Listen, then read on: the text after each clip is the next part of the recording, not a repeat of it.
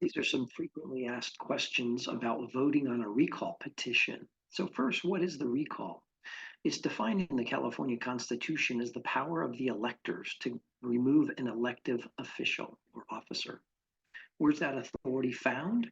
In Article 2, Section 13 of the Constitution.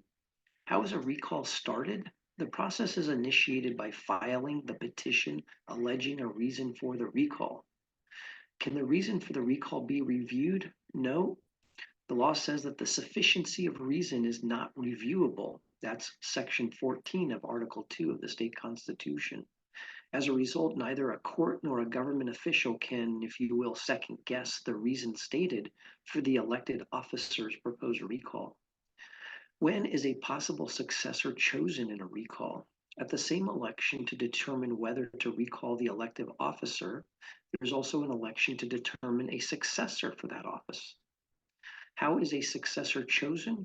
Pursuant to Section 15 of Article 2 of our state constitution, if the majority vote on the question is to recall, the officer is removed, and if there's a candidate, the candidate who receives a plurality is the successor, and the officer may not be a candidate for that office. How many votes are cast in a recall election? The electorate casts two separate votes. First, shall the elective officer be recalled? Yes or no?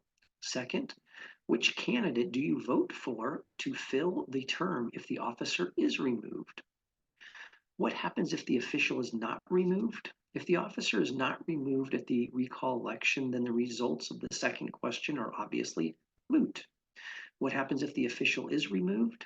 If the officer is removed under the recall election, then he or she is replaced at the same election by the candidate who gets the plurality or the highest number of votes. There's not a runoff election. And finally, is there a limit on the number of times an official can be subject to recall?